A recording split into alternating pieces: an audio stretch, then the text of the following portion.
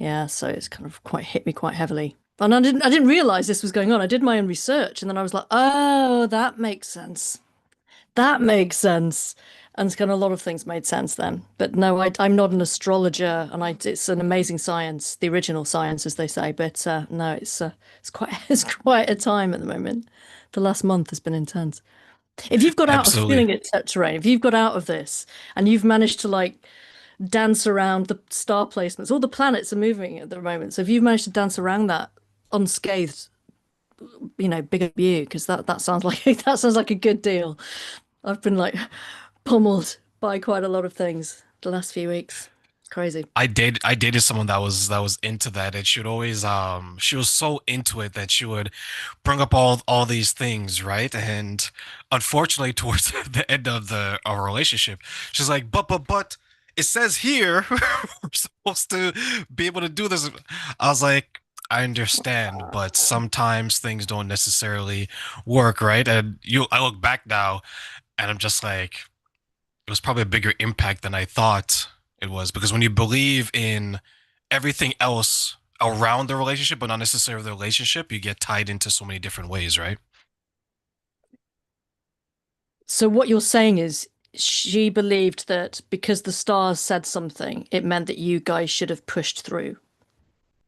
Yeah, yeah, Right. or it Okay. was like meant to be maybe in a different way, or we were together in a past life, things like that, right? It was interesting, but unfortunately, her and I were at different points in our life, like a lot of people when it comes to relationships. For sure. Yeah, yeah, yeah. Okay, this is when people are really at effect of other influences. Like when I was kind of joking, telling you about, oh, it's an eclipse weekend this weekend. I've just been exhausted. That doesn't mean that I'm not going out the house or not making choices or not taking action or doing things. But I'm aware that energies and things do influence us and give us opportunities to either work with them, tune into them, utilize them. But it doesn't mean that we have to like be with somebody or make huge life changes because, the sun's facing a certain direction or whatever, whatever. But yeah, that's hardcore. It is, and that brings us to why you're here, because we're talking about heartbreak, we're talking about abandonment and things that impact so many different types of relationships. So let's continue to talk about. Before we do so, Dan, tell us a little bit about who you are, where they can find you, and of course, what it is you're all about. Well, my name's Diane Beck. I'm a coach and therapist of about coming up to nearly 16 years now. And I specialize in healing heartbreak. And healing heartbreaks is a process which I had to go through multiple times in my life, not just relationship heartbreak. That's just like one kind of heartbreak. But when I got to, I mean, I'm 49 now, when I kind of got to a time in my 40s where I had the biggest relationship heartbreak, and I'd already been a therapist by this point for years and helped women and men and couples through this stuff, I realized that what I thought worked didn't work. It floored me, left me completely broken. And all of this stuff underneath the surface, which I thought I'd healed, came right up to the surface. And I couldn't run my business. I realized, oh my God, I'm supposed to be high functioning, supposed to like people rely on me. And then all of a sudden, I couldn't move forwards and I felt completely locked with like future grief, the grief of the future that I wasn't going to live anymore, and the past grief, which, I was still kind of trying to deal with. And it creates this like airlock. And women then just kind of bury themselves in work, or they're trying to anesthetize it with like overeating or drug of choice, or, like you just try and listen to podcasts. They just try and throw anything at it to get rid of the immediacy of the pain. And that pain window for me at that time lasted quite a long time. Some people, it can take 3 years, or they're in it 3 weeks before they decide they really want to do something about it. So I specialize in women over 40 because this is an amazing second spring. We call it the second spring of life. So women over 40, like me, who've been through heartbreak, who've got that you need people rely on you. You're wearing a mask to the world, trying to function, zip up and carry on, but you're realizing you're teetering on quite a lot of unresolved stuff underneath the surface. And here's the amazing thing, which I found through that whole process, is that the heartbreak was the way in to completely realign my life towards what it is that I was supposed to be doing. And this is what I take women through. You'll keep experiencing heartbreaks, which are signs that you're not in alignment. If you're attracting the wrong kind of partner, you're attracting what you are and what you believe you are. It's like if you do the self-work, your life levels up. So when we go through heartbreak after heartbreak, or we have these patterns retrospectively that we can look back on, especially in our 40s, because we're old enough, we start to see the patterns that are ingrained then. When you start to look back, you can see where the misalignment has been. And this is what I specialize with women, to completely use this time in your life to bank it now as wisdom, not pain, and then move forwards. And it's amazing that it's life transformational for women. It's a 12-week process of complete life change using heartbreak as the key in. It's an amazing key in. So yeah, that's what I love and I specialize in. I know heartbreak and abandonment can look differently for different people. It shows up differently. Some people, it shows up differently in their body, in their mood, in their activities, their behaviors, in the partners that they pick. In Yeah. general, I guess, what are some of the commonalities in the way that heartbreak and abandonment shows up for people in their life? Heartbreak and abandonment are two different things. So abandonment is let's I just want to push that to one side for a minute. So how heartbreak shows up is you're gonna determine that in the heart center, you're gonna feel pain. That's where it's going to hit you most. It's going to feel like you're heartbroken, but it doesn't necessarily have to be about an abandonment. You see, a heartbreak can be loss of a pet, loss of a job, loss of identity. Heartbreak is matters of the heart, but relationship heartbreak is a common, like that people commonly would associate with it. But heartbreak, when people are heartbroken, they can live heartbroken for years, plastering over the surface of that and try and function on top of it. Because it can be heartbroken that my dad never loved me. It can be heartbreak, but it's the key in to the misalignment. And we create an identity on top of heartbreak often. It's quite the thing. It's quite extraordinary. The brilliant thing, and I really do want to flip reverse this to show you, in relationships and abandonments, which are useful, they're useful and a way into healing all this stuff because they smack you out of the trance that you've been performing in on top of it for such a long time. So let's say that somebody does feel abandoned and they feel lost, and it's the end of a relationship and they feel heartbroken. It's the loss of the attachment that they're experiencing. Commonalities will be completely feeling stuck.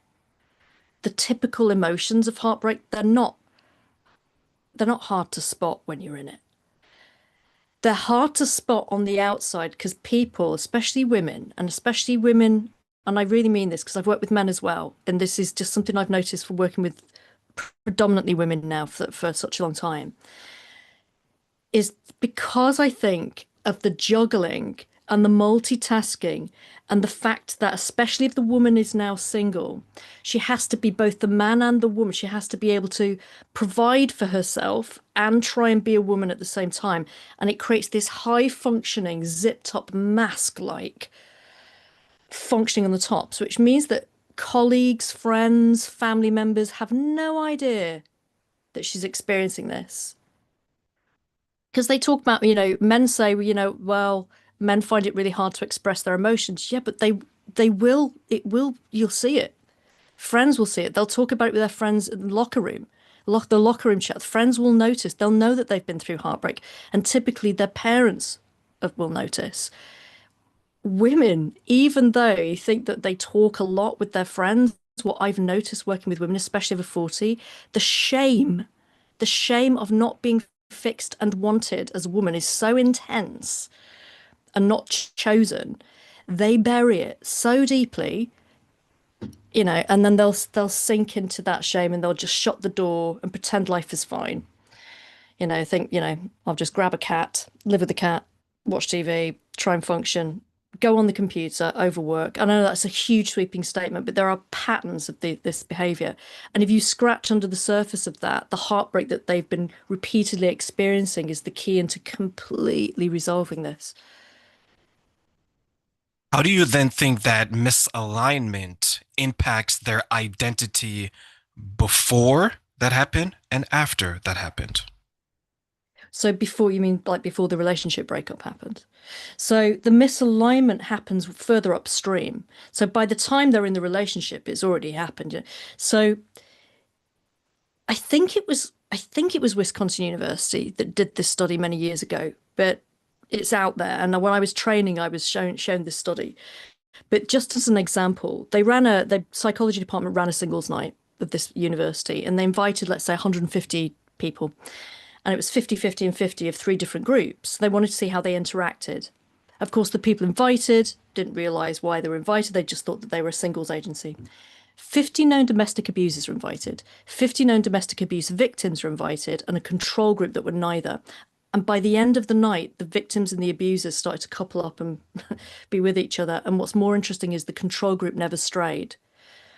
So, in terms of, what is happening before and after, whatever you believe you are, you will make true. So you will be attracted to the kind of person which is in alignment with who you are now, not with who you could be, with who you are now, which is why people think they have types and they know you're attracted to your unhealed patterns on that in that way. So when people say, "Oh, I always attract a narcissistic type," for example, it's because it's a perfect energetic frequency alignment to your core wound. You'll probably share a very similar core wound, you're just expressing it differently. So, the brilliant way to transform who you attract and what you're attracted to is inside, not thinking, I'm just going to bump into somebody new. My friends are telling me to just get out there. We've got this thing called the reticular activating system, and it's like it looks out like a radio mast looking for exactly what to tune into from 50 million bits per second. But our thinking mind can only be aware of like 5 to 9, 144 bits maximum. But it's about 5 to 9 chunks of things. So we're barely aware of what's going on around us. So this amazing activating system is scanning your whole environment to match with your belief systems, your accepted biases, like the paradigm of what you'll accept about yourself. So it's a losing game if you think you're just going to consciously just go out there, you're just going to bump into somebody new. You're not going to let yourself see somebody new if your unconscious mind isn't looking for it. And it's not going to stretch beyond its comfort zone. It's running a program. So it's so important to just kind of snap into the awareness that this is an inside job. This whole that I call like alignment piece or the healing the heartbreaks is all about going inside, using the pain as the key in. I'd love to talk about why that's like really important. Like, why on earth are we using pain as a key? Because your body loves you so much. It's your best friend. Your unconscious mind that functions it loves you. It's your absolute best friend. It's with you right the way through life. People are transient, they'll come in and out. Your unconscious mind is with you right the way through. And it's functioning you and it wants to keep you functioning and active and alive. So it's going to try and conserve energy and it's not going to want to change that much. But at the same time, it doesn't want you in pain. So it's got to try and make you aware of what it wants you to heal. So when you get a pain, it's massive amounts of communication that you can't ignore anymore. It's got up to that narrow window of that I called the 5 to 9 window, of awareness. You've managed to make yourself so aware that something so bad has to be resolved. You cannot push it down anymore. And here's the beautiful, amazing piece is that your unconscious talks a language that's not verbal, but literally holds the keys so quickly, because you're a healing machine, so quickly to go in, talk to it directly, and it will heal itself if you know the right questions to ask it. Because you're literally a healing. And by the time it's showing you, it's going, yeah, we've had enough. Yeah, we don't want to be running this. So it wants to change it, which is why if you're pushing it down, you're ignoring that moment where your unconscious mind's going, no, no, no, no, no, we can change this quick. We can change this quickly. So if you're listening to this and you're in massive amounts of pain and you're a woman who's had some life experience, you're like, oh, I don't know what to do going forwards. I feel really stuck. I just don't know what to do, but I know I'm just feeling this. The bridge is the technique to go inside, talk to your unconscious, heal that heartbreak in a matter of hours, by the way. We're not talking days, weeks, months. Your unconscious mind is like super light speed, fast at healing itself if you ask it the right questions. And in a matter of hours, you can transform that piece. That's a lot of information I've just like explained through and said to you, Train. But does that make sense to you? I mean, you're nodding away, but this is why the alignment is so important because you'll just stay in that line. So you'll keep attracting what is totally in alignment with who you are right now. So if you want to change what you're attracting, you've got to change you. That makes a lot of sense. And it reminded me of a woman who was struggling to have healthy relationships as she got older. And at the time, Diane, she's probably in her 50s a couple years ago. She's probably close to her 50s, probably in her 50s now.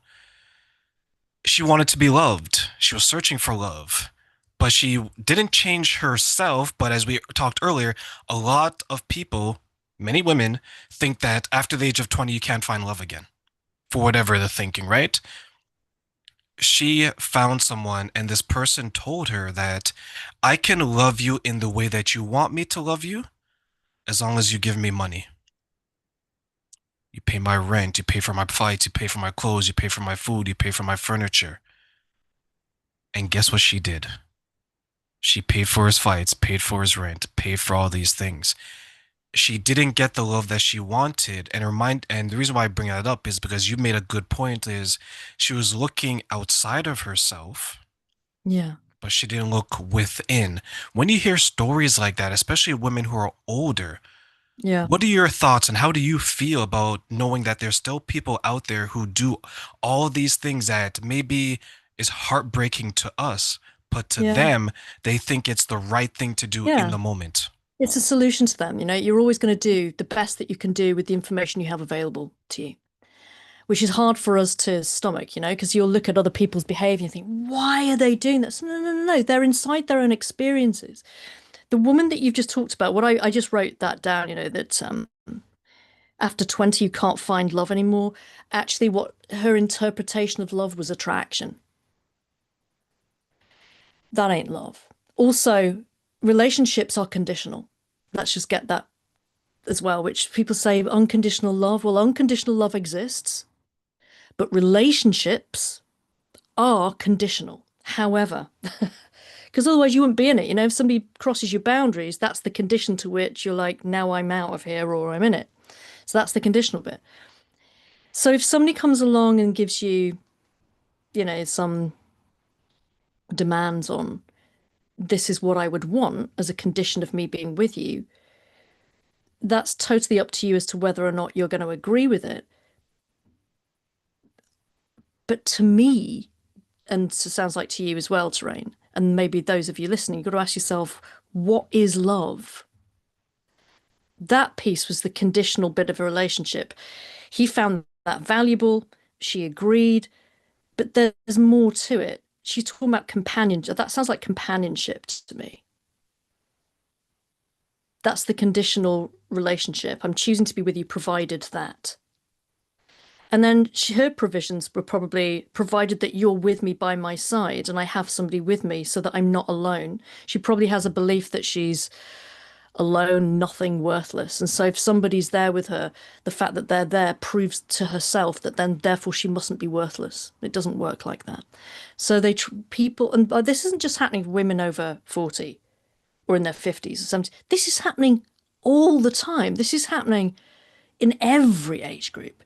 It's just that by the time we're a little bit older, we've got enough retrospective, goggles on. We can look back and see patterns because you'll see it in your patterns. You've bumped into the furniture of life enough times for you to start to recognize, I've been here before. Whereas when you're in your 20s, you deal with it differently because you're learning a first time coding, you're learning a first time reaction to things often, or you late teens, 20s, maybe early 30s. By the time you're reaching 35, you're starting to gain patterns, pattern awareness. If you're getting to 50 and this is happening still,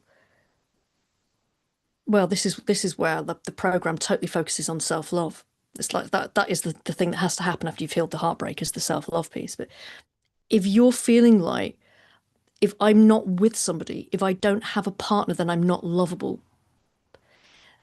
Your whole problem is not to do with not being a partner. It is to do with not believing that you are lovable. And that is the inside job. It's the relationship with yourself. And I know how annoying that sounds and how cheesy that sounds, and how difficult that sounds, but it is the truth. And by the way, hands up, my hands up here as well. That's exactly what I didn't have. And that's why I felt abandoned by God and the universe. I felt totally rejected on every level, unlovable, all of these things. I felt them. I've been there. I've been in that pain. And that's when I was on the floor feeling really dejected that first Christmas when I thought I should be in this happy place and I wasn't. And I was there on my own in this strange place, strange new home, all the rest of it. I had to go inside and I went in via the heart because it was feeling so painful I couldn't ignore it. And that was the healing journey that began. I mean, long story short, it changed my life, to be honest. That whole